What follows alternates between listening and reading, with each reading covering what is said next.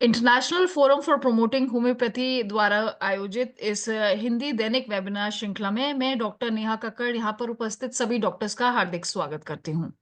और आज का सेशन स्टार्ट करने से पहले हम अपनी डेली रूटीन प्रेयर करेंगे।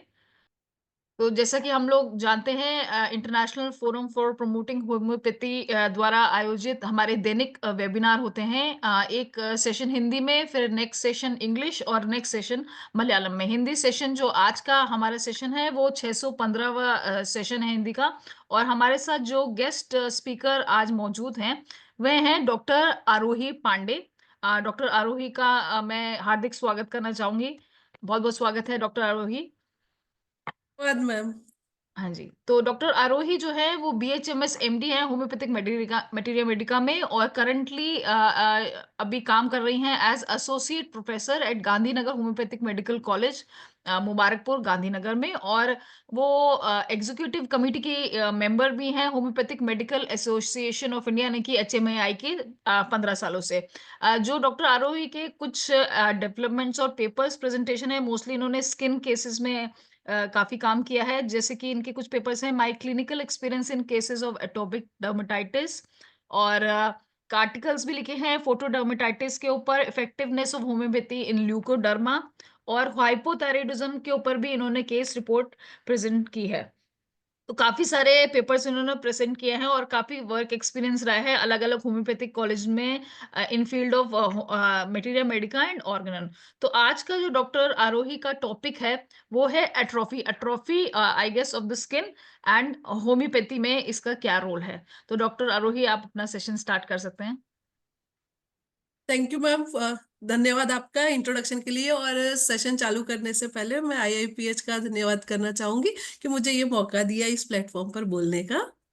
और मेरा आज का टॉपिक है अटोपी एंड होम्योपैथी। मैं स्क्रीन शेयर से हम स्टार्ट करते हैं। हाँ जी, हाँ जी। अटोपी एंड होम्योपैथी। आजकल क्या होता है कि हमारे होम्योपैथ है तो उनके पास जनरली कैसे केसेस आते हैं कि बार बार सर्दी खांसी हो रही है, या फिर स्किन डिजीज है, एक्जिमा के बहुत सारे केसेस आते हैं, अस्थमा के केसेस आते हैं कि पेशेंट सब जगह से थक जाता है तो फिर वो हमारे पास आता है। पर ये केसेस से हमको बहुत ज्यादा देखने मिलते हैं, और इसी के बारे में हम थोड़ा यहाँ पे डिस्कस करेंगे। मैं अपने केसेस भी यहाँ पे शेयर करूंगी। तो सबसे पहले अटोपी क्या है। अटोपी है ना, एक अनुवांशिक एक प्रकृति है जिसके कारण एलर्जिक रिएक्शंस जो होते हैं, एलर्जिक रिएक्शन एनवायरमेंटल सब्सटेंसेस से जो जो दूसरों को नुकसान नहीं करते हैं, वो चीजों से ये अटोपिक इंसान को रिएक्शन आता है। अब अटोपिक और एलर्जी में क्या डिफरेंस रहता है कि अटोपी है वो आईजी द्वारा किया गया एक रिस्पॉन्स है, एक प्रतिभाव है। और जो एलर्जी है वो एक बहुत बड़ा एक कॉमन टर्म है, उसमें बहुत सारे रोग आते हैं। तो अटोपी है वो एक एलर्जी का भाग है। और जो अटॉपिक बीमारियां होती है वो अनुवांशिक होती है कि वो चलती जाती है, चलती जाती है, चलती जाती है, जनरेशन टू जनरेशन में, पीढ़ियों दर पीढ़ियों चढ़ती जाती है। पर एलर्जी एलर्जी बाद में भी हो सकती है। अटॉपी का मतलब है अपनी जगह पे नहीं। जो चीजें चीजें जो नॉर्मल होनी चाहिए, जो होनी चाहिए, वो अपनी जगह पे नहीं है। और अटॉपी में तीन बीमारियां बहुत कॉमन है। अटॉपिक डर्मेटाइटिस, ब्रोंकियल अस्थमा, और एलर्जिक राइनाइटिस। अटॉपी अनुवांशिक एक ससेप्टिबिलिटी बढ़ जाती है, और जिसमें सबसे ज्यादा रोल प्ले करता है आईजीई। और उसी के कारण asthma, atopic eczema, hay fever and urticaria, ये चार बीमारी होती है। और जनरली ऐसा देखा गया है कि जो फैमिली में जो फर्स्ट मेल बोर्न चाइल्ड है, उसको ये सब होने के चांसेस ज्यादा रहते हैं।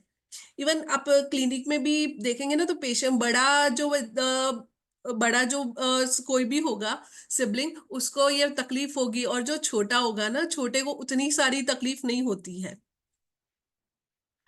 जो एडी वाले एटोपिक डर्मेटाइटिस वाले बच्चे हैं, उनको बाद में जाकर राइनाइटिस और अस्थमा डेवलप होने के का प्रोबेबिलिटी चांसेस बढ़ जाते हैं, शक्यता उनमें ज़्यादा हो जाती है।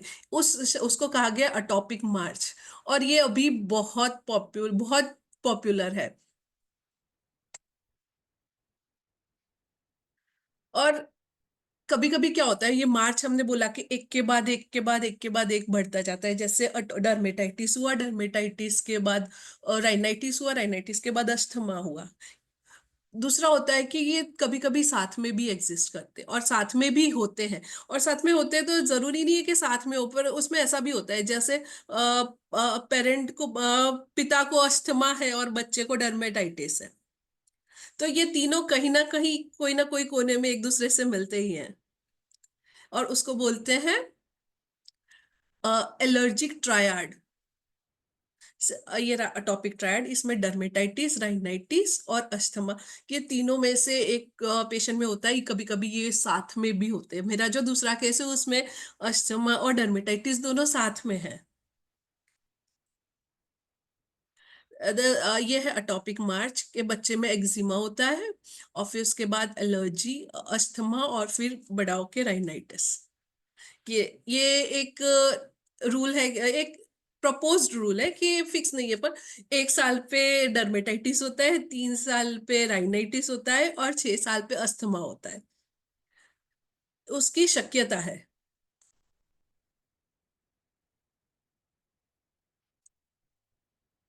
और कभी-कभी क्या होता है कि ये जो एटॉपिक बीमारियाँ हैं ना, उसमें एंटी एलर्जिक और एंटीबायोटिक्स इतने ज़्यादा यूज़ हो जाते हैं ना, कि फिर पेशेंट की हालत ज़्यादा खराब हो जाती है। पेशेंट कोई दवा को रिस्पॉन्ड नहीं करता है, और इसीलिए फिर क्या होता है कि पेशेंट हमारे पास आते हैं। ये होने का एक कारण बताया जा रहा है, हाइजीन हाइपोथेसिस।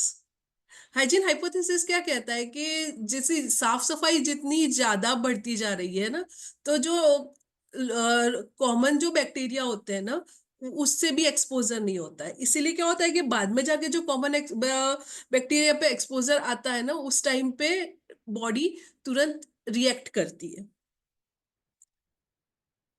और इसीलिए ये एटॉपिक जो बीमारियाँ हैं, वो शहर में ज़्यादा पाई जाती है, गाँव में उतनी नहीं होती है। इसीलिए क्या होता है कि अभी बच्चे घर में ही रहते हैं, बाहर खेलने भी नहीं जाते, कुछ नहीं होता। तो जो बैक्टीरिया का और रूटीन एक्सपोज़र होना चाहिए, कि जो जर्म्स से बच्चों को एक्सपोज़र हुआ और इम्यूनिटी डेवलप हुई, वो इम्यूनिटी, रोग प्रतिकारक शक्ति उतनी डेवलप नहीं होती है। इसके कारण फिर सब बीमारियाँ आगे जाके चलती रहती है। दूसरा है कि स्तनपान। स्तनपान भी जो अगर बच्चों का 6 महीने तक अच्छे से नहीं होता है, तभी भी उसकी शक्यता बढ़ जाती है कि बच्चों में एटोपी डेवलप हो। ऐसे एक पढ़ाई स्टडी हुई है, उसमें बताया गया है कि फैमिली में है एटोपी, पर बच्चे ने प्रॉपर ब्रेस्ट फीड किया है तो उसमें एटोपी बाहर नहीं आई है।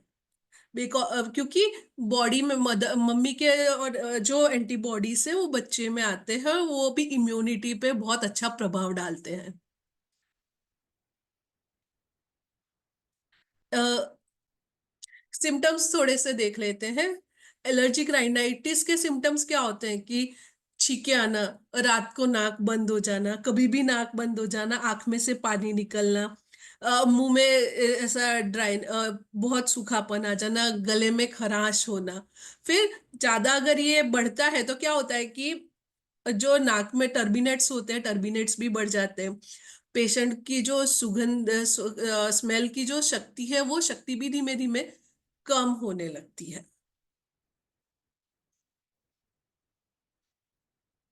और ये एलर्जिक राइनाइटिस की एक एक ये होता है कि उसमें ल हर एक इंसान में अलग-अलग उसका प्रेज़ेंटेशन होता है, और अलग-अलग वो होता है, इसीलिए हमको किस में हेल्प मिलती है? हमारी टोटालिटी बनाने में।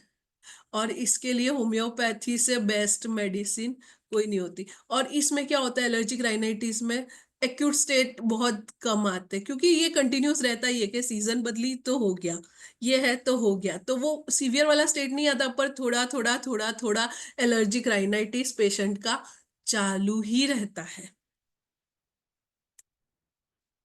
दूसरा है अटोपिक डर्मेटाइटिस।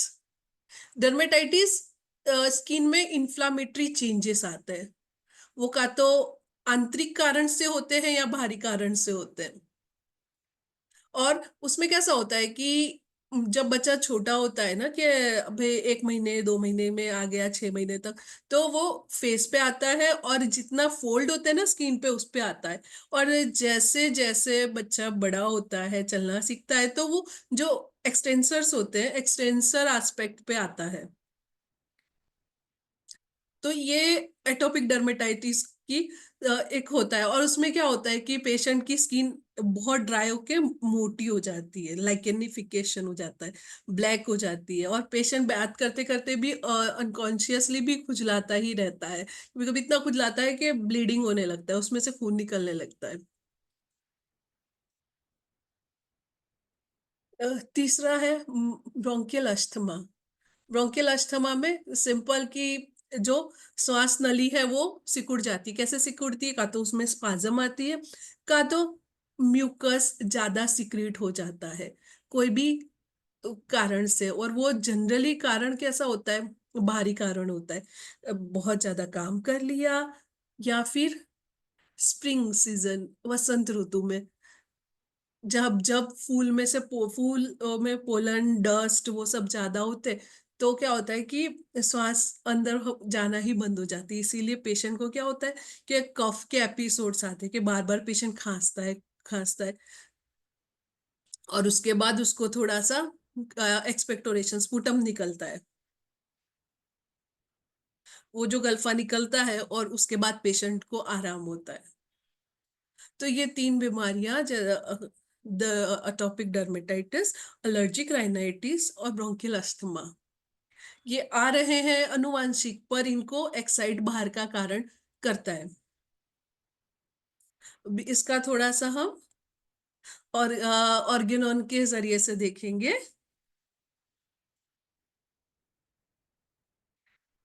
डॉक्टर हनीमैन ने 117वें अफोरिज्म में कहा है कि अ, ये इडियोसिंक्रेसी और हाइपर सेंसिटिविटी को हम बोल सकते हैं कि ये पेशेंट के साथ ही जन्मती है। और ऐसी चीजों से तकलीफ जो दूसरे को कोई नुकसान नहीं पहुंचाती है, वैसी चीजों से पेशेंट रिएक्ट करता है, उसको पेशेंट प्रतिभाव देता है कि नहीं, ये दूसरे को नुकसान नहीं कर रही है, पर इसके लिए तकलीफ। उसमें डॉक्टर हनीमैन ने वो गुलाब जल का भी एग्जाम्पल दिया हुआ है। हाइपर रिस्पॉन्सिव और हाइपर सेंसिटिव रिएक्शन, यानी बहुत ज्यादा रिएक्शन आ जाता है, प्रतिभाव देने लगता है। स्टुअर्ट क्लॉस इसके बारे में कहते हैं कि ये अ, एक क्वालिटी है, कोई भी इंसान की, और वो उसको इंडिविजुअलाइज करती है। और ये पहले से शरीर में होती है और कभी कभी बाद में भी आती है। और इसको हम कभी साइंटिफिकली भी एक्सप्लेन कर सकते हैं कि भाई ये आईजी मीडिएटेड रिस्पॉन्स है। पर ये आईजी मीडिएटेड रिस्पॉन्सेस वही इंसान में क्यों होता है? बिकॉज ये प्रकृति वो इंसान के साथ आती है। डॉक्टर कैंट कहते हैं कि इंसान पहले है, फिर उसके ऑर्गन्स है, उसके अवयव है। तो a man is prior to his organs, ऐसा बोलते हैं। उसका मतलब होता है कि इंसान पहले है, ये बीमारी इंसान में होती है और फिर उसके शरीर में आती है। अगर इंसान हेल्दी होगा, रोग मुक्त होगा, तो शरीर में बीमारी नहीं आने वाली है। और इसीलिए ये जो तकलीफें होती है, एलर्जिक तकलीफें, वो उसके अंदर के जो इम्बैलेंस है उसके कारण होती है। उसके अंदर तकलीफ है, उसके अंदर क्योंकि बैलेंस नहीं रहा है, उसके कारण तकलीफ होती है।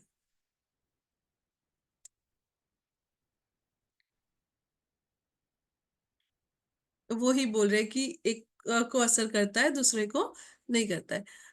रॉबर्ट्स कहते हैं कि रॉबर्ट्स कहते हैं कि ससेप्टिबिलिटी क्या होता है कि कोई भी आंतरिक और बाहर के फैक्टर्स को रिस्पॉन्स करना। तो ससेप्टिबिलिटी इज द रिस्पॉन्स, यानी उसको रिएक्शन देना, प्रतिभाव देना बाहर के या अंदर के फैक्टर्स को। और ससेप्टिबिलिटी से ही तुम्हारा बॉडी का पूरा फंक्शन अफेक्ट होता है। और उन्होंने ससेप्टिबिलिटी को एक सूक्ष्म अ, पदार्थ से कंपेयर किया है। सूक्ष्म पदार्थ यानी क्या, कि वो अच्छे से रहता है तो शरीर अच्छा रहता है, पर जब उसमें तकलीफ हुई तो बीमारी को अपने तरफ खींचता है।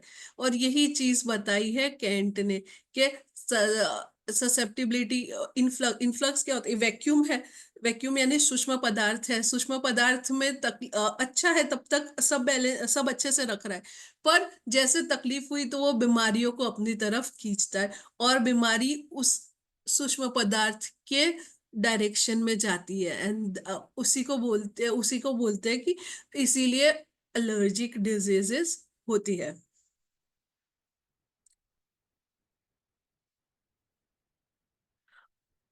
And the last that is मायाजम। मायाजम है, वो हमको लगता है कि तकलीफ है इसीलिए आया, पर मायाजम एक अच्छी चीज है कि आपके शरीर में, आपके वाइटल फोर्स में जो तकलीफ है वो मायाजम आपको बता रहा है। इसीलिए हम लोग बोलते हैं कि रोग के लक्षण अच्छे हैं। क्यों अच्छे हैं? क्योंकि अगर तकलीफ है और वो तकलीफ पता ही नहीं चलेगी तो क्या होगा।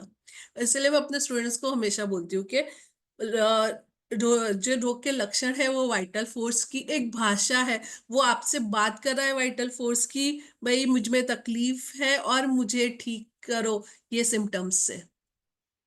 ये जो लक्षण है वो लक्षण वो अपनी तकलीफ बताता है, इसीलिए सिम्टम्स हमेशा अच्छे होते हैं। अब हम मायाजम का देख लेते हैं कि मायाजम, कौन से मायाजम में किस तरह से एलर्जी का मैनिफेस्टेशन कैसे बताती है एलर्जी। सोरा। सोरा में क्या होता है कि सोरा बहुत इंटेलिजेंट होता है पर उतना ही सेंसिटिव, छोटी छोटी बातों पे वो प्रतिभाव दे देता है।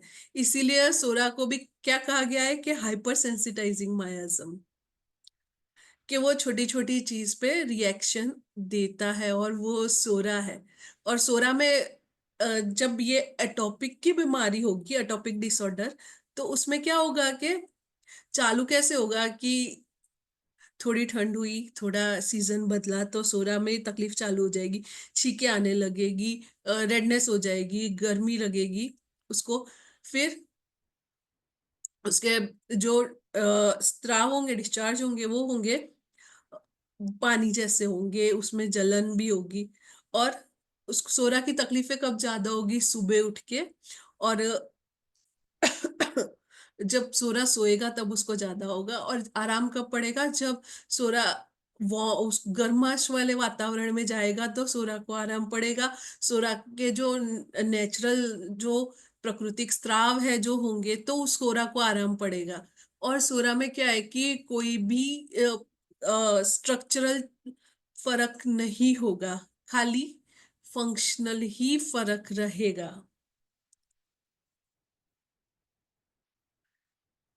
और सोरा में ज्यादा से ज्यादा अगर कफ भी होगा तो कफ कैसा होगा कि सूखी खांसी होगी। बस सोरा बोलेगा कि गले में खराश है, सूखापन लग रहा है, और नाक सब ड्राई होने लगी। अभी ये वेदर आया, ये जो ऋतु बदली, तो आप देखोगे पेशेंट जो एलर्जी वाले होंगे, एटोपी वाले होंगे, वो आके सबसे पहले बोले कि नाक बहुत सूख रही है। साइकोसिस। साइकोसिस में जो अनुवांशिक जो होती है हिस्ट्री, वो होती ही है कि कोई ना कोई फैमिली में है उसको ये अटोपी है, और उसमें ब्रोंकियल अस्थमा ज्यादा देखने को मिलता है।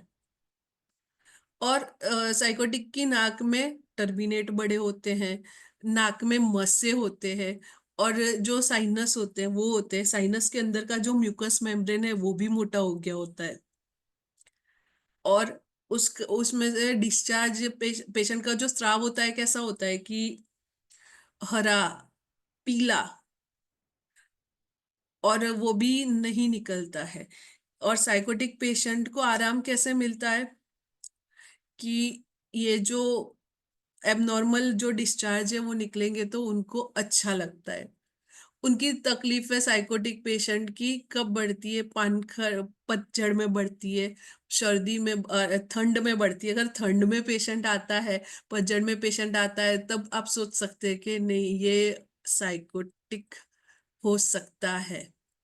और उसके भी क्या होता है कि छींकें आती ही रहती है, और नाक में से पानी निकलता ही रहता है। ये होता है साइकोटिक।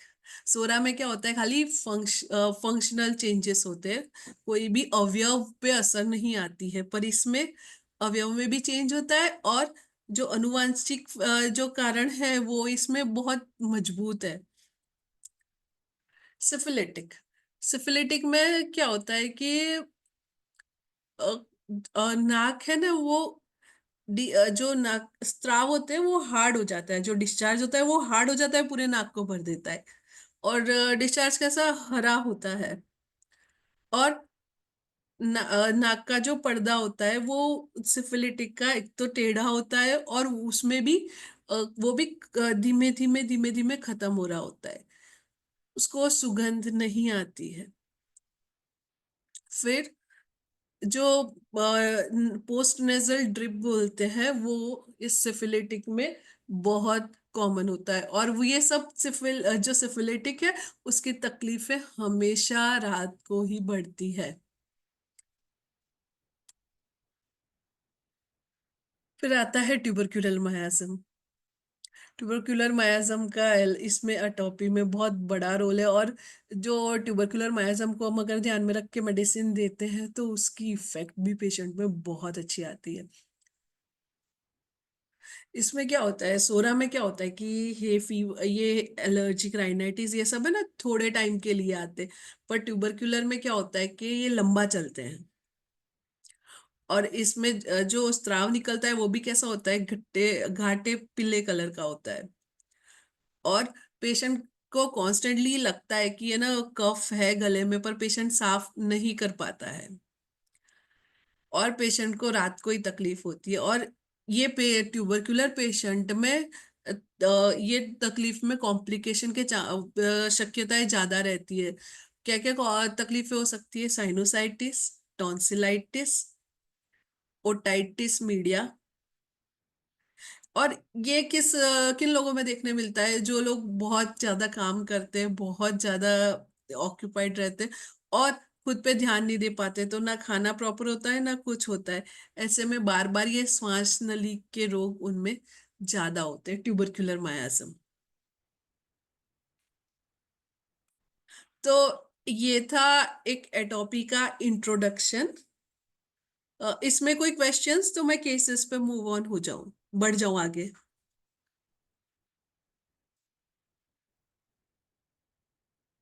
अभी कोई क्वेश्चन नहीं आया है, आप आगे बढ़ सकती हैं कि ओके सर, ठीक है।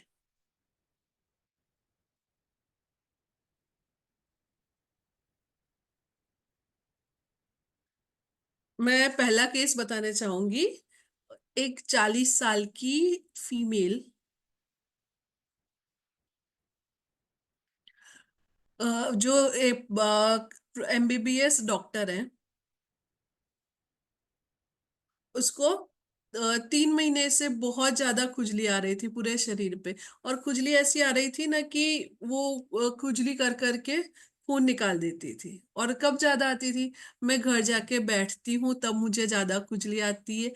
फिर ये शीत ऋतु आती है तब ज्यादा खुजली आती है। फिर कुछ भी टेंशन हो, कुछ हो, तो मुझे ज्यादा खुजली आती है। बाहर का मैं कुछ खा लूं मसालेदार, तब मुझे ज्यादा खुजली आती है। फिर पूछा आराम कब पड़ता है, आराम बोले कि है ना खुजली करती हूँ तो पड़ता है। और दूसरा क्या होता है कि मैं एविल का इंजेक्शन ही ले लेती हूँ, खुद ही डॉक्टर है तो। और ये जो बीमारी है वो उनको 1 साल से है, पर क्या है वो आती-जाती रहती है। पर अभी 3 महीने से तो ज़्यादा हो गई है। और उसी के कारण उनकी चमड़ी मोटी और ब्लैक पड़ गई है हाथ-पैर की। और जो एलोपैथिक दवाइयाँ ली है उससे उनको टेम्परेरी ही आराम है।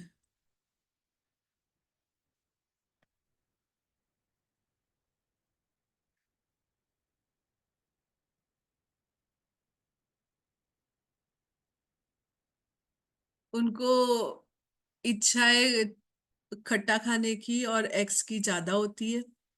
कॉन्स्टिपेशन बहुत रहता है, वो 2-3 दिन में 1 बार जाती है। पानी 3 से 4 लीटर चाहिए दिन में पीने को। और सबसे ज़्यादा उनकी नींद खुजली के कारण खराब है। और सबसे यहाँ पे पॉइंट आता है फैमिली हिस्ट्री। फैमिली हिस्ट्री में क्या है? मम्मी को, मामा को, भैया को, दोनों बच्चों को, सबको एटॉपिक डर्मेटाइटिस है। जो आगे हमने बात की थी कि ये जनरेशन टू जनरेशन में चल रहा है। तो इसी तरह से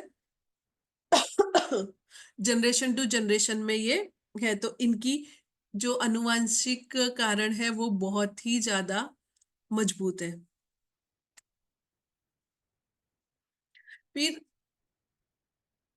इन्होंने बताया कि 4 भाई-बहनों में इनका दूसरा नंबर था और इन्होंने वो बहुत पढ़ने में बहुत अच्छी थी, एमबीबीएस में एडमिशन मिल गया। शादी हुई तो तब बहुत स्ट्रेस था क्योंकि उनको बचपन में उनके मम्मी-पापा ने बहुत ज़्यादा अच्छे से रखा है, कुछ भी काम नहीं करने का, कुछ नहीं। तो वो चीज़ उनको यहाँ से भी चाहिए थी। उनके ससुराल में, पर उनको वो नहीं मिल पाई और वो चीज़ रहती थी। उनको रोज का काम की सपने आते थे का और काम करना बस लास्ट वो छिले तक करती रहती थी कि हो जाएगा, हो जाएगा, हो जाएगा। फिर वो लास्ट में दौड़ती थी। छोटी-छोटी चीज़ को होता है कि मैं कैसे कर पाऊँगी, वो उनको ऐसा रहता था और उसके कारण उनकी धड़कनें भी बढ़ जाती थी। तो मैंने ये टोटालिटी बनाई थी कि आलस, टेंशन, ये खुजली, फिर चिली पेशेंट है, कब्ज़, एग्स और खट्टा खाने का मन, पिंपल्स, पीरियड्स के पहले उनको आते थे। रेपर्ट्राइज़ किया, कैलकेरिया आई, तो मैंने उनको कैलकेरिया कार दी। कैलकेरिया कार दी उनको तो उनको अ, पहले आराम पड़ा, फिर आराम नहीं पड़ा। कैलकेरिया कार क्यों सिलेक्ट की मैंने कि उनको कोई चाहिए, एक सपोर्ट चाहिए उनको, कोई पैम्पर करने वाला चाहिए। और ये एटोपिक डिजीज़ेज़ में कैलकेरिया का काफ़ी अच्छा रिस्पॉन्स होता है। तो मैंने कैलकेरिया उस हिसाब से चूज़ की और मिला, रिज़ल्ट मिला। फिर उनकी नींद अच्छी होने लगी, इचिंग कम होने लगी, खुजली कम होने लगी, सब में आराम पड़ने लगा। पर फिर एक स्टेज पे आके उनका प्रोग्रेस रुक गया। उनका जो अच्छा हो रहा था वो रुक गया। इसीलिए फिर मैंने उनको इंटर करंट मेडिसिन दी। इंटर करंट में सोराइनम मुझे लगी बिकॉज़ वो चिल्ली पेशेंट थी और ड ड वो पूरी स्किन बहुत गंदी थी, वो नहा के आए तो अभी ऐसे ही गंदा ही लगता था। तो सोराइनम दी, उससे सोराइनम से उनको काफ़ी आराम हो गया। उन्होंने कोई anti allergic, anti histaminic medicine नहीं ली और 5-6 महीनों में उनको एकदम आराम हो गया। इसीलिए जब हम आनुवांशिक रोग और ये सब टोटालिटी बनाते हैं और यहाँ पे पेशेंट की हिस्ट्री कैसी है कि दबा दिया गया है रोग को बार-बार एंटी एलर्जिक से, तो होम्योपैथी इसमें हेल्प करती है। दूसरा केस है 2.5 साल की एक लड़की, उसको 5 दिन की थी ना, तब से स्किन पे इरप्शंस चालू हो गए थे। ये एक्जिमा चालू हो गया था। कैसे हुआ था कि पहले दोनों गाल पे आया उसको, फिर फेस पे पूरे पे आया, फिर ये राइट क्यूबाइटल जो रीजन होता है ना, उसमें आया, फिर पेट पे आया। बढ़ता है, इनकी एक तो रहती है मोडालिटी कि ये ये शीत ऋतु में, विंटर में बहुत बढ़ता है। और आराम कब पड़ता है? समर्स आती है तो अपने आप आराम पड़ने लगता है। और उसके 2.5 साल की थी तो वो 5 दिन की थी तब से एटोपिक डर्मेटाइटिस था, साथ में उसको अस्थमा भी हो गया था। वो अस्थमा उसको 1 साल से था। वो भी विंटर में ही होता था। फिर डस्ट, कोई भी धूल उड़ती है तो, कोई ऋतु बदलाती है तो उसको होता था। और वो पंप लेती थी, और अपने हम सुने ना तो उसके लंग्स में रोंकाई भी हमको सुनाई देती थी। उसकी ये फिजिकल जनरल है, उसको प्यास जरा भी नहीं लगती थी। उसको स्वीट्स खाने का मन करता था, खिचड़ी खाने का मन करता था, चॉकलेट, आइसक्रीम सब पसंद था, कड़वा नहीं पसंद था। पसीना बहुत कम होता था। उसको पंखा चालू चाहिए, इवन ये ठंडियों में भी उसको पंखा चालू चाहिए। फिर एकदम आती थी तो क्लिनिक में भी मैंने जब आती थी ना तो मैंने ऑब्जर्व किया कि वो चुपचाप बैठी रहती थी। कुछ बोलने का नहीं, कुछ नहीं। जो बच्चे दौड़ते हैं, कूदते हैं, पर नहीं, ये कुछ भी नहीं, चुपचाप बैठी रहती थी।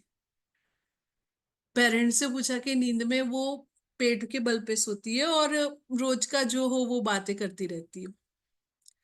बोलना उसका लेट हुआ था। फिर पास्ट हिस्ट्री पूछी, बर्थ वेट उसका ज्यादा था। पास्ट हिस्ट्री पूछी तो उसको अर्टिकेरिया भी सीरस की तकलीफ थी, जो 1 साल की थी तब थी, तो वो होम्योपैथिक मेडिसिन से आराम पड़ गया था। ये भी अटॉपिक में आया था हमारे। फिर निमोनिया हुआ था उसको 1.5 साल पे, वो भी एलोपैथिक मेडिसिन से आराम पड़ गया था। अब यहाँ पे फिर से फैमिली हिस्ट्री आती है। फैमिली हिस्ट्री में उसके पापा को स्किन की एलर्जी है, अस्थमा है और डायबिटीज है। मम्मी को अस्थमा है, नानी को अस्थमा है।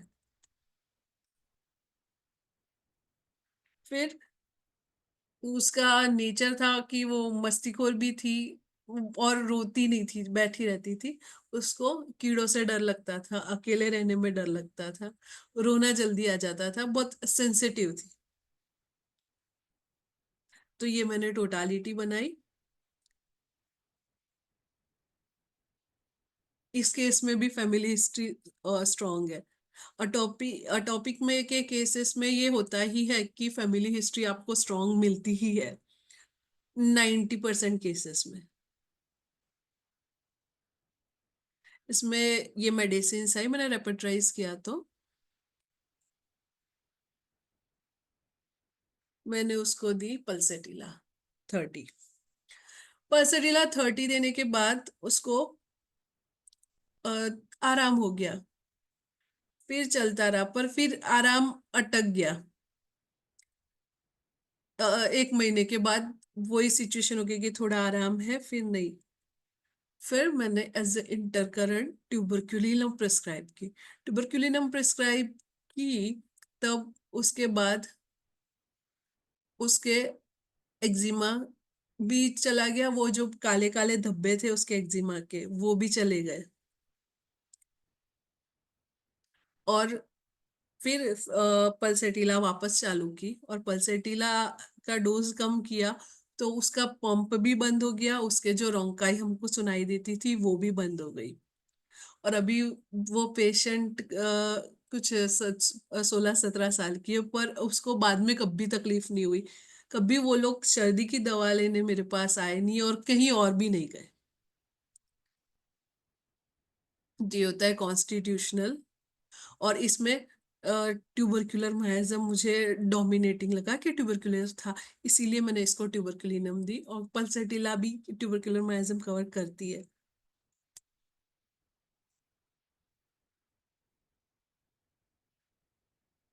3 साल की एक लड़की, उसको बर्थ के 5वें दिन से यही तकलीफ के फेस पे आ गया, क्यूबाइटल फोसा में, और सब जगह इरप्शंस आ गए।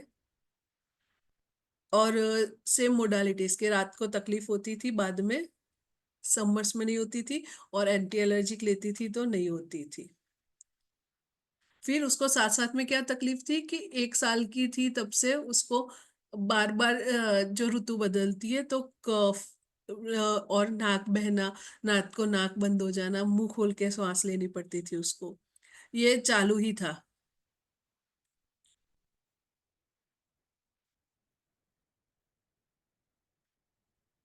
और उसको कब्ज़ भी रहती थी। उसको स्पाइसी फूड, फ्राइड फूड पसंद था। और पेशेंट कैसा था, चिली था, और ये उसकी टेंडेंसी टू कैच कोल्ड थी कि उसको बार-बार सर्दी पकड़ ही लेता था। जैसे-जैसे ठंडी आती थी वैसे कोई डस्ट में जाए तो भी। और इसीलिए मैंने सिलेक्ट की सिलीशिया। सिलीशिया 200 रोज़ दी और फिर नेक्स्ट विज़िट में पेशेंट बेटर हो गया और फर्दर उसको इसी से आराम पड़ गया था। 4th केस, एक पेशेंट को बर्थ के 3 ईयर ओल्ड फीमेल, बर्थ के दिन से उसको एल्बो पे इरप्शंस थे और पसीना होता था तो उसकी तकलीफ बढ़ती थी। ठंडी में तकलीफ बढ़ती थी और रात को बढ़ती थी। भूख कम हो गई थी। बोलना बहुत लेट सीखी थी। फैमिली में भी उसके एलर्जिक राइनाइटिस की हिस्ट्री थी। चिली पेशेंट थी। नींद में रोती थी और पाम्स और उसके हाथ पैर की हथेलियों में ना गरम रहती थी हमेशा और उसमें थोड़ा-थोड़ा ऐसा पसीना होता था। तो हाइपर एक्टिव, मेंटल में वो हाइपर एक्टिव थी। गुस्सा आता था तो चीज़ें फेंकती थी। हमेशा उसको फैमिली के साथ, पेरेंट के साथ रहना पसंद था। उसको एनिमल्स और नेचर बहुत पसंद थे। टॉयज़ तोड़ देती थी। मायाज़म उसका साइकोटिक। और मेडिसिन मैंने प्रिस्क्राइब की कालीकार्ब 200, बिकॉज़ जो नाइट एग्रावेशन और था और उसका मुझे जो लुक था पेशेंट का वो हिसाब से लगा, क्योंकि एक दूसरी इसमें मेडिसिन आती है, फास्फोरस भी आती है, पर फास्फोरस इतना डिस्ट्रक्टिव नहीं होता है। तो मैंने प्रिस्क्राइब की काली कार्ब 200 और उसमें पेशेंट को 15 दिन में तो बहुत ज़्यादा इम्प्रूवमेंट हो गया था।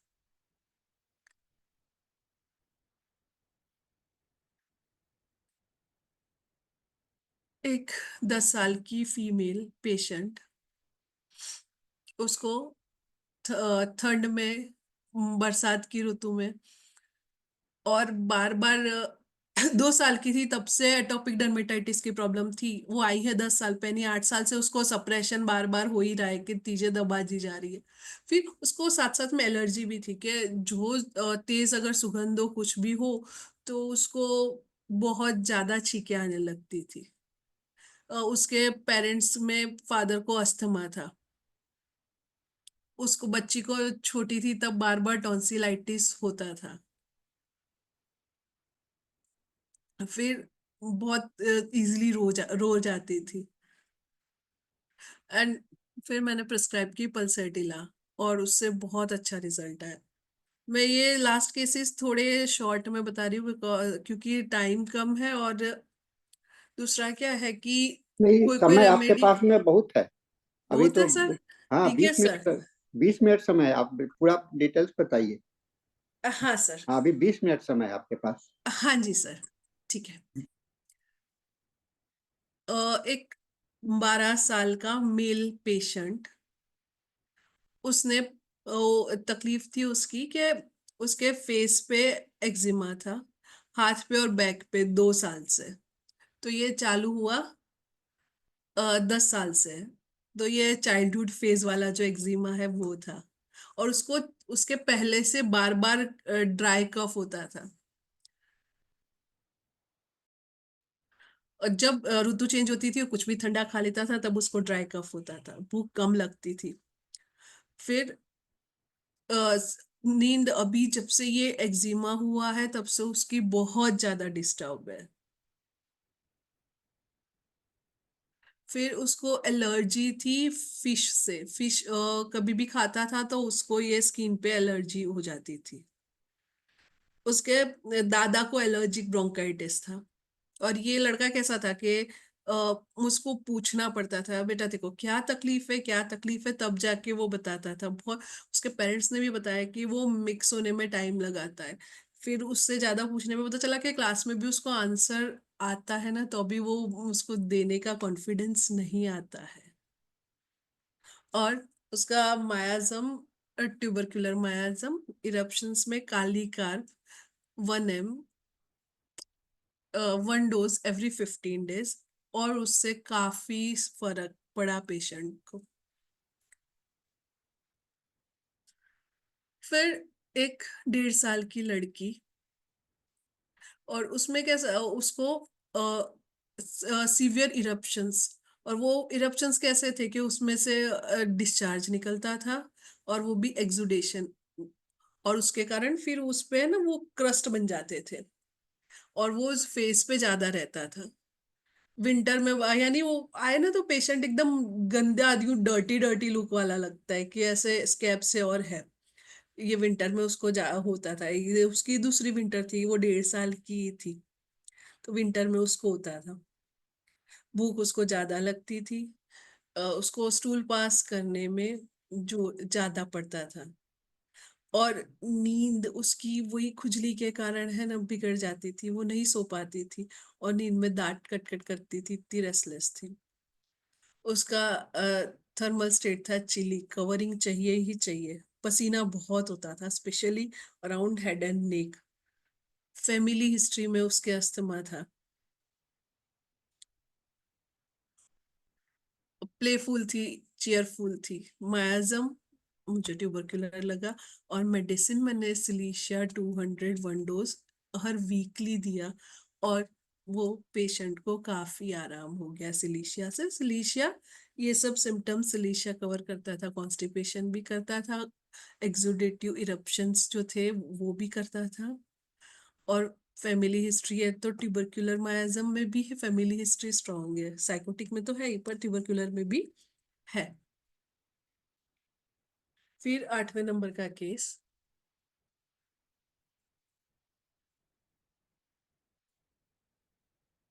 एक मिनट, इसमें कट हो गया है, हम 9th ले लेते। 14-year-old female presented with the complaint of, उसको कंप्लेन थी कि फेस पे और वही इरप्शन और ईचिंग, वही एलर्जिक एटोपिक वाला, और उसको बार बार टॉन्सिलाइटिस होता था, और उसका गले में खराश कंटिन्यूअस रहती थी। ये सब ठंडी में ही बढ़ता था। फिर आराम उसको आराम कब होता था कि वो एंटी एलर्जिक्स ले, तभी उसको आराम होता था। फिर तकलीफ ज्यादा कब बढ़ी कि ये ना पीरियड स्टार्ट हुए उसके बाद तकलीफ बहुत ज्यादा बढ़ी है। 3 साल से, 14 ईयर्स की एज है, पेशेंट की 14 साल की एज है, पर पीरियड्स चालू हुए तब ये इरप्शंस भी आए, और ये सब ज्यादा हुआ, और ये जब बार बार उसको होने लगा, उसके कारण क्या हुआ कि उसने अलग अलग मेडिसिन ली, और उससे सप्रेशन हुआ। इसीलिए फादर में एलर्जिक राइनाइटिस की भी हिस्ट्री थी। मायाज़म मुझे सोरा एंड साइकोसिस लगा। पल्सेटिला सिंगल डोज और एसएल दी मैंने, और उसके बाद 3 ही बार मैंने मेडिसिन दी है पल्सेटिला 1 एम, और पेशेंट ठीक हो गया। सबसे पहला इसमें मैंने फैक्टर कंसीडर किया कि never well since puberty, puberty आई और तकलीफें आई। और कभी कभी क्या होता है कि वो अनुवांशिक चीजें होती है, पर उसमें क्या होता है उसको कुछ है ना ट्रिगर फैक्टर चाहिए। जैसे हमने देखा कि बाहरी जो कारण होते हैं वो भी ट्रिगरिंग फैक्टर होते हैं, तो ये एलर्जी अंदर होती है पर उसको ट्रिगर्स चाहिए होते हैं। फिर मैं एक केस मेरा और बताना चाहूंगी, इसमें मैंने लिखा नहीं है। एक 42-year-old होम्योपैथिक डॉक्टर, वो होम्योपैथिक प्रैक्टिस नहीं करती पर मेरी कॉलेज की सीनियर थी, तो वो मेरे पास आई। उन्होंने बोला कि मैं 1-2 साल से होम्योपैथिक ले रही हूँ, अस्थमा के लिए। और अस्थमा में उनका वीजिंग कैसा कि वो सामने बैठी है ना तो भी आपको वीजिंग सुनाई दे। वो आती है, पहले बैठती है सीढ़ी पे के क्लिनिक में वेटिंग रूम में बैठती है कि मेरे को 5-10 मिनट बैठने दे, मेरा फर्स्ट फ्लोर पे क्लिनिक है। तो वो चढ़ के आती है और बैठती है थोड़ी देर, और थोड़ी देर बैठने के बाद फिर वो कंसल्टिंग रूम में आती है। तो और उनको सबसे ज्यादा तकलीफ डस्ट से होती है, ज्यादा काम कर ले तब होती है। और अगर वो आराम करती है तो उनको कोई तकलीफ नहीं होती है। उन्होंने होम्योपैथी ली, और फिर उसके बाद उनको होम्योपैथी लेने से क्या होता था कि उनके स्किन पे पूरी पे खुजली आने लगती थी। तो ये ऑल्टरनेटिंग होता था कि जैसे वो अस्थमा ठीक करने जाए तो स्किन पे आ जाता था। वो एक अच्छी साइन है कि जो बीमारी है वो वाइटल फोर्स हमारा बाहर फेंक रहा है, पर वो स्किन का भी वो बियर नहीं कर पाती थी। इसलिए उनके केस में क्या हुआ कि इनिशियल में रेपर्टराइज करके मैंने सिलीशिया दी, पर सिलीशिया काम नहीं करी। फिर अस्थमा था, ये सीवियर था, तो वो एक सिम्टोमेटिक अप्रोच किया कि उनको बहुत प्रॉब्लम है, दिन में 2 एंटीहिस्टामिनिक लेनी पड़ रही है। तो फिर से सोचा कि उनको सिम्टोमेटिक देते हैं, तो मैंने वो ब्रोमियम दी, पर नहीं, कोई रिलीफ नहीं। फिर जब टोटालिटी स्किन डिजीज और ये सब ऑल्टरनेट हो रहा है और ये है, वो कंसीडर करके पल्सेटिला 30 दिन में 2 बार दी, तो अभी वो पेशेंट 80% बेटर है। तो एटॉपिक डिजीजेस में मैंने क्या ऑब्जर्व किया है कि ये अनुवांशिक रोग है, तो ये सब पीढ़ियों से पीढ़ियों तक चलता रहता है। इसीलिए आप मायाजम को भी साथ में रख के जब इसमें दवाई देते हैं तो बहुत अच्छे परिणाम मिलते हैं। जितने डर्मेटाइटिस के पेशेंट होते हैं ना, उनको कुछ ना कुछ जो श्वसन तंत्र की तकलीफ होती है, या तो क्या तो प्रकृति होगी कि बार बार सर्दी हो जाती है, या तो फिर उसके, या तो फिर अस्थमा होता है, कुछ ना कुछ कुछ ना कुछ कुछ ना कुछ लगा रहता है उनके।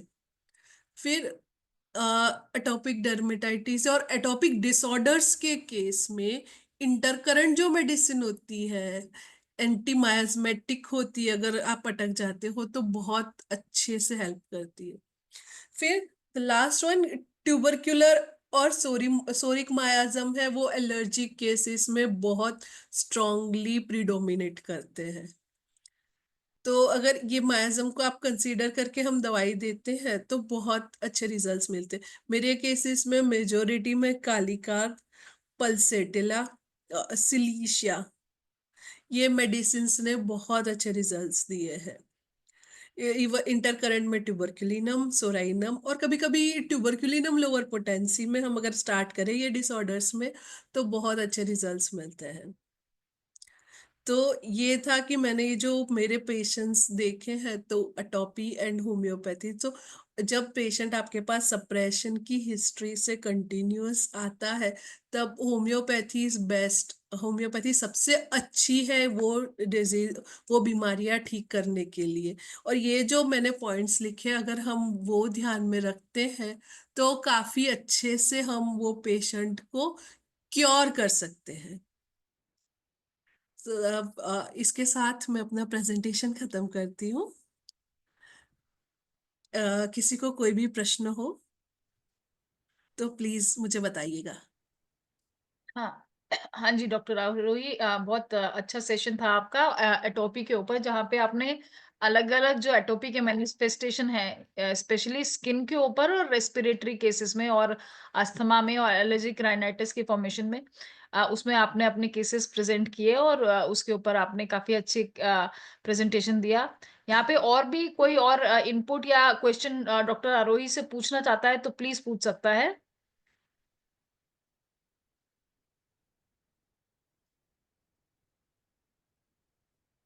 कोई भी क्वेश्चन, एक दो चैट बॉक्स में अ, वो है कैलकारिया कार्प को रिपीटेड,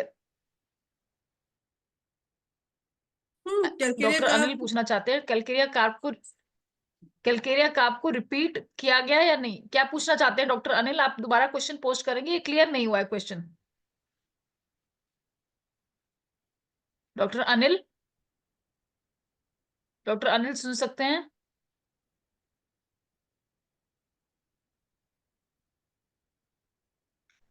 आई गेस वो नहीं सुन सकते। यहाँ पे कैलकेरिया उन्होंने कुछ कार्ब को टाइप की। रिपीट किया गया था और कैलकेरिया कार्ब के साथ इंटरकरेंट में हमने सोराइनम भी दी थी, हाँ जी। और वो उससे पेशेंट को आराम हुआ था क्योंकि वो बीमारी बचपन से थी उनको। हाँ जी, बिल्कुल। वो आती थी जाती थी, पर 3 महीने से पेशेंट को ज्यादा था। और हाँ, दूसरा था कि उनका सप्रेशन भी बहुत था, वो बचपन से वो दवाई लेते ही लेते थे, तो फिर वो था। हाँ जी।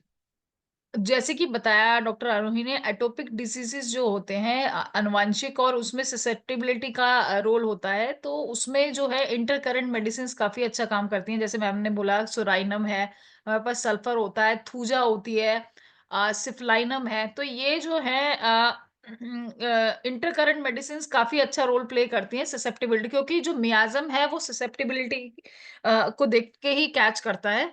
और जो डीप रूटेड मियाज़िम होते हैं, जैसे कि सिफिलिटिक और साइकोटिक, उसमें इंटरकरेंट जब हम बीच-बीच में देते हैं, तो हमारे को काफ़ी अच्छा रिज़ल्ट मिलता है। इसमें एक डॉक्टर क्वेश्चन पूछ रहे हैं, मीनापाल जी, कि एटोपिक डर्मेटाइटिस प्राइवेट पार्ट्स पे भी हो सकता है? Obviously atopic dermatitis I guess कहीं पे भी हो सकता है। कोल्ड जहां होते हैं, पसीना जहां होता है, वहां एटोपी हाँ, का चांसेस रहता है, बिकॉज वो हाँ आपको जी। टेंडेंसी देता है। बिल्कुल, बिल्कुल। तो ये तो कहीं भी, जैसे कि डॉक्टर आरुल ने बताया कि फोल्ड्स पे और कहीं पे भी, जहाँ पे भी हमारा स्किन का जैसे कि इम्यून सिस्टम जहाँ हमारा लो हो जाता है, तो वो स्किन पे सबसे ज्यादा मैनिफेस्ट करता है। क्योंकि स्किन जो होती है वो काफी सेंसिटिव एक तरह का ऑर्गन होती है, जो डिक्रीज्ड इम्यूनिटी को बहुत जल्दी शो ऑफ कर देती है। और स्किन हमारी सबसे अच्छी, जिसे कहते हैं ना, प्रेजेंटेशन है हमारी बॉडी के अंदर जो हो ऊपर रहा से है उसको। वाइटल फोर्स है, वो लेस इंपॉर्टेंट ऑर्गन पे फेंक रहा है, यानी तकलीफ हाँ, एलर्जी की जो है वो अंदर है हमारे, हाँ तो जी, वो लो लेस इंपॉर्टेंट ऑर्गन पे डाल रहा है। तो बिल्कुल। तकलीफ तो बहुत ज्यादा है, पर वो पहले से हमको बचाने की ट्राई कर रहा है। हाँ, तो वो फर्स्ट मैनिफेस्टेशन जो है वो स्किन पे आ रही है। और वो किसी एग्जैक्टली। डीप रूटेड और एलर्जी या जो भी इम्यूनिटी लो है या जो भी केस होता है, उस केस को वो दिखाती होती है। हाँ, इसमें एक दैट इज। क्वेश्चन उन्होंने हाँ, ये पूछ हाँ जी, ये मार्च पूछा है। मार्च मैडम वही है ना कि पहले स्किन पे आता है, फिर नहीं होता है तो बिल्कुल। राइनाइटिस होता है, राइनाइटिस होता है तो अस्थमा होता है। तो वो ऐसे प्रोग्रेस करता है कि less important organ to more important organ. हाँ जी। ये इसमें एक क्वेश्चन पूछा है कि एक्सटर्नल एप्लीकेशन अलाउड है या नहीं। एक्सटर्नल एप्लीकेशन में जब भी एटॉपिक डिजीज है तो मॉइस्चराइजेशन बहुत जरूरी होता है, यस, क्योंकि एग्जैक्टली। मॉइस्चराइजेशन स्किन के ऊपर एक लेयर बना देता है, और वो लेयर क्या करता है कि वो एटमॉस्फेयर को उस पर एक्ट नहीं करने देता है, और साथ ही साथ हमारी मेडिसिन ज्यादा अच्छे से असर कर सकती है। इसीलिए जो एटॉपिक के पेशेंट होते हैं ना, उनको मैं बोलती हूँ प्लेन वेसलीन लगाओ और कुछ मत लगाओ। हाँ जी। जितना भी केमिकल बेस्ड मॉइस्चराइजर है, that is only for for, ये तो मतलब कॉस्मेटिक एप्लीकेशन होता है हाँ हमारा, जी। जो जैसे कि कैलेंडुला और हाइड्रोकोटाइल, इवन ओलियंडर, ये जो तरह की मेडिसिन है, अगर हम इंटरनली साथ में जैसे मेरे पास केसेस आते हैं, तो उसमें मैं साथ में, जैसे विंटर्स में हाइड्रोकोटाइल बहुत अच्छा काम करती है, उसमें हम चला सकते हैं। और ये यहाँ पे ये भी पूछ रहे हैं कि एग्रीवेशन विंटर में ही क्यों होता है। विंटर में एग्रावेशन इसीलिए होता है क्योंकि विंटर में हमारी बॉडी में जो मॉइस्चर होता है ना, वो मॉइस्चर खत्म हो जाता है। और मॉइस्चर खत्म होता है, वो भी एक ट्रिगरिंग फैक्टर होता है कि चमड़ी ड्राई होने लगती है, हमारा म्यूकस मेम्ब्रेन है वो ड्राई होने लगता है।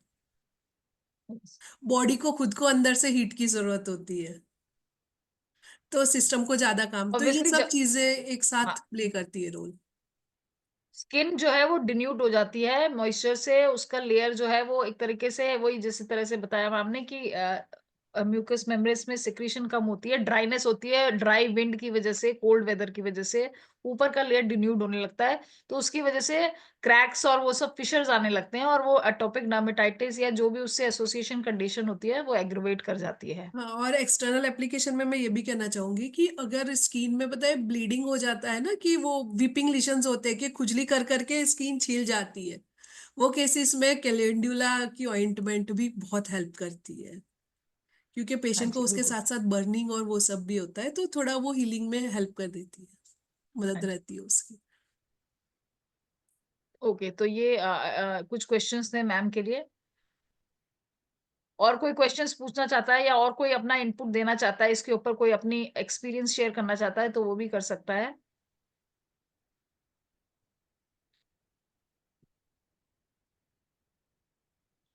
साहनी सर, आप कुछ इनपुट देना चाहेंगे?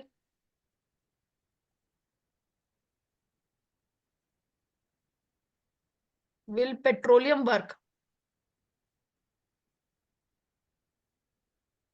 ऑब्वियसली पेट्रोलियम भी वर्क करता है मैम।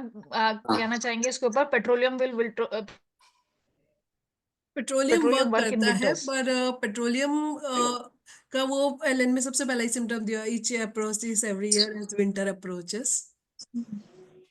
बट मेरे केसेस में जो रेस्पिरेटरी कंडीशंस थी और वो सब को साथ साथ में रहती थी, तो मैंने पेट्रोलियम जल्द ट्राई नहीं किए मेरे पेशेंट्स में। ये जो आपने जो सवाल किया है, पेट्रोलियम काम करेगा कि नहीं इन विंटर, ये सब्जेक्ट टू इंडिविजुअलिटी है। किसी में कर सकता है, किसी में नहीं कर सकता। अगर सब्जेक्ट ये नहीं होगा तो नहीं करेगा। इसलिए सवाल नहीं उठता है कि काम करेगा कि नहीं करेगा। हर एक व्यक्ति का इंडिविजुअल, हम लोग होम्योपैथी में इंडिविजुअल पर ज्यादा ध्यान देते हैं। इसके लिए हम लोग को जरूरत होता है कि हम लोग को इंडिविजुअल सिम्टम्स को ज्यादा महत्व दें और उसी के हिसाब से हम लोग काम करें। हम बात करा देंगे, वही करते हैं। और जो डॉक्टर आरोही जी बोल रही थी कि माजमा जो है सो एक अच्छा हेल्पर है, ये से मैं एग्री करता हूँ। क्योंकि माजमा अगर नहीं होता, पहले से आपको प्री इंडिकेशंस नहीं होता है, तो आप इलाज कैसे करोगे। तो एक बहुत अच्छा उन्होंने आज चर्चा किया कि माजमा को लेकर के हम लोग को चलना चाहिए। खास करके जो एटोपिक डिजीज है, इसमें बैकग्राउंड बहुत ज्यादा होते हैं। तो बैकग्राउंड रहने का मतलब कि हेरिडिटरी सिम्टम्स ज्यादा पैटर्न रहता है। तो इसको रिमूव करने के लिए माजमा का तो रोल होगा ही, और उसको हम लोग को ध्यान में रख के इलाज करना चाहिए। और इसके साथ मैं समझता हूँ कि बहुत ही अच्छा था। डॉक्टर दीपमाला अगर कुछ कहना चाहें तो कह सकती हैं। डॉक्टर दीपमाला नहीं है। और किन्हीं को कुछ करना है? हाँ मैडम, आप अपना पीपीटी को हटा लीजिए। हाँ जी सर। हाँ रोजी, आपका प्रेजेंटेशन हम लोगों को बहुत अच्छा लगा। Thank you sir. आपने बड़ा डिटेल्स में एक्सप्लेन किया है, और आगे के भी सेशन में इसी तरह से आइए और अपना प्रेजेंटेशंस को हम लोगों को देती है। अंत में डॉक्टर राम प्रवेश शाह कुछ कहना चाहते हैं, हम लोग के पास में कुछ समय है, बात कर सकते हैं। राम प्रवेश जी, आप कुछ बोलिए। हाँ सर प्रणाम। और डॉक्टर रोही पांडे मैडम को बहुत बहुत बधाई। धन्यवाद सर। बहुत अच्छा प्रेजेंटेशन था। केस भी बहुत अच्छा था। और डर्मेटाइटिस का जो है बहुत बढ़िया है। और जहाँ पर मियाज्मी की बात है, तो बिना मियाज्मी का तो बीमारी ही नहीं होता है। Main cause of disease miasmatic according to law of homeopathic science, psora sycotic and syphilitis. Psora is the very important, है ना। तो मियाज तो बहुत जरूरी है। आप सीजन की बात है, तो यदि petroleum is the best remedy. यदि विंटर सीजन में कोई भी इरप्शन, ड्राई इरप्शन यदि एग्रावेशन करता है, दिखाता है, तो हम तो आंख मूंद के विंटर में जो लेके आता है कि हमको देखिए ना, जाड़ा जब से हुआ है जी, सर। आंख मूंद करके इलाज तो मत कीजिएगा। नहीं आंख मूंद के आंख मतलब मूंद कह रहे करके हैं इलाज मत विंटर। कीजिएगा। विंटर हाँ, होम्योपैथिक आंख ऐसी है कि आंख में मूंद कुछ के कुछ भी पेशेंट्स को बोलेगा पेट्रोलियम, तो कुछ पेशेंट को पेट्रोलियम का हम जरूरत तो नहीं होता है। कितना पेट्रोलियम से जाड़ा में अभी कम से कम 20 पेशेंट के दे चुका हूँ। हाँ तो ठीक पेट्रोलियम इज द है, लेकिन बेस्ट आंख मूंद रेमेडी। करके इलाज मत हाँ कीजिएगा। सर, आंख मूंद के सुनना है खाली और देना है। हाँ ठीक है, ठीक है, ठीक, हो गया। वेरी वेरी थैंक्स डॉक्टर आरोही पांडे हाँ मैडम, ठीक है, बहुत ठीक है। अच्छा presentation. Thank you. Thank you sir. धन्यवाद हाँ सर। हाँ, ठीक है, हम लोग का सेशन अब समाप्त होता है। हम लोग थैंक यू सर। हाँ फिर आइए आरोही जी, फिर आपको सेशन हम लोग बात करके आपसे सेशन डालेंगे, है ना। हाँ और जी सर। ये सेशन समाप्त होता है। हम लोग हाँ जी सर। नेक्स्ट सेशन हम लोगों का शुरू होने जा रहा है। डॉक्टर दिनेश जी आ चुके हैं, ठीक है मैं सर। उनसे आग्रह करूंगा कि अपना सेशन को ठीक चालू है सर। हाँ जी सर। करें। Doctor Dinesh, you can start your session now.